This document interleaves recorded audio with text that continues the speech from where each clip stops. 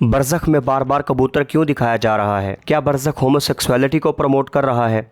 इस बात से तो बिल्कुल इनकार नहीं किया जा सकता कि हम जिन्स के लिए ख्वाहिशात पैदा नहीं हो सकती। ख्वाहिशात तो बिल्कुल पैदा हो सकती हैं, लेकिन ये कोई अच्छी या नेक ख्वाहिश नहीं है।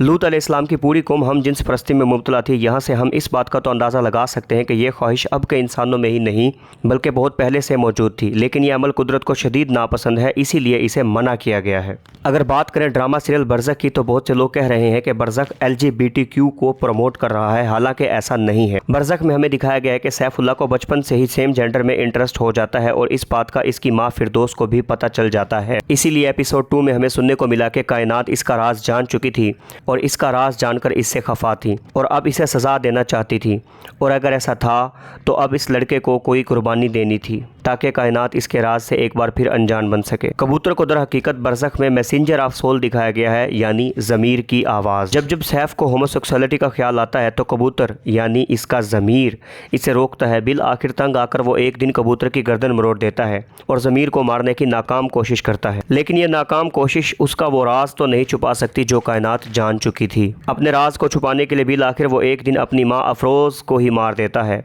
जिसका सदमा उसे आज तक है। वो हमेशा अपने हाथों को साफ करता है, उसे लगता है कि आज भी उसकी माँ का खून उसके हाथों को लगा हुआ है। इतने सालों बाद अब भी जब कभी उसे होमोसेक्सुअलिटी का ख्याल आता है और उस अंग्रेज़ दोस्त से उसका सेक्स करने का दिल करता है, तो उसकी माँ की रूह पीछे से आकर उसे सहारा देती है, और यह सहारा इस तरह का सहारा है कि उसे मना करती है कि कभी भी इस गुनाह में मुब्तला ना होना। उसकी माँ अपने बच्चे की मजबूरी समझती है कि सैफ का इंटरेस्ट किस किस्म का हो चुका है और सैफ किस तरह से अपने ज़मीर के साथ बचपन से लेकर अब तक जंग कर रहा है।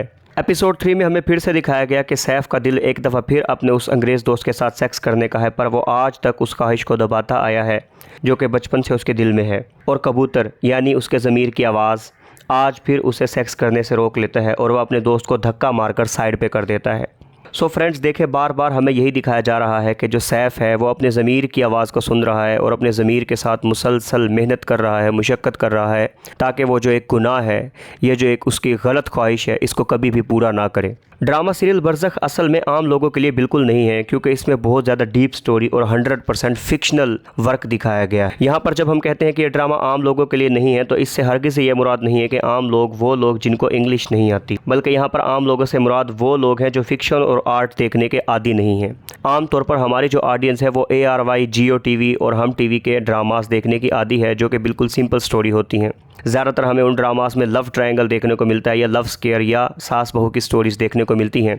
ये ड्रामा 100% फिक्शनल स्टोरी पर मुश्तमिल है, जिसमें कि कोई सच्चाई नहीं है, ये पहले ही बता दिया गया है, बल्कि एक आर्ट है, बिल्कुल प्योरली एक आर्ट वर्क दिखाया गया है। ड्रामा सीरियल बरज़ख में आने वाली कुछ बातों के बारे में मैंने अपनी पिछली वीडियो में बताया था, कुछ करैक्टर्स को एक्सप्लेन किया था, जिसमें एक करैक्टर शहरज़ाद भी था।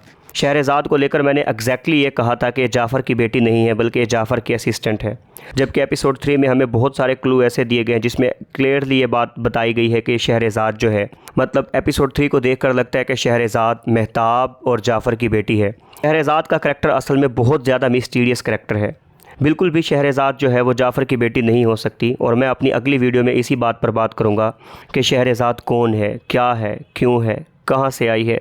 अगर आप लोग शहरज़ाद के करैक्टर के बारे में बहुत ज़्यादा डीपली जानना चाहते हैं, तो मैं अपनी अगली वीडियो में लॉजिकली एक्सप्लेन करूँगा कि शहरज़ाद कौन है, और मैं इस बात का सबूत भी दूंगा कि शहरज़ाद मेहताब की बेटी नहीं हो सकती। क्यों? लॉजिकली मैं इस चीज़ को प्रूव करूँगा और आप लोगों के साथ शेयर करूँगा अपनी थॉट्स। तो फ्रेंड्स, अगर आप लोगों की कुछ थॉट्स हैं इस ड्रामा को लेके कि क्या ये वाकई LGBTQ को प्रमोट कर रहा है या नहीं कर रहा, या आपको फिक्शनल ड्रामा कैसा लग रहा है, तो प्लीज़ आप लोग कमेंट सेक्शन में ज़रूर बताया करें। वीडियो अच्छी लगे तो वीडियो को कर दे लाइक, चैनल को कर दे सब्सक्राइब। मुझे अपनी दुआ में याद रखिएगा। Thank you very much and अल्लाह हाफिज़।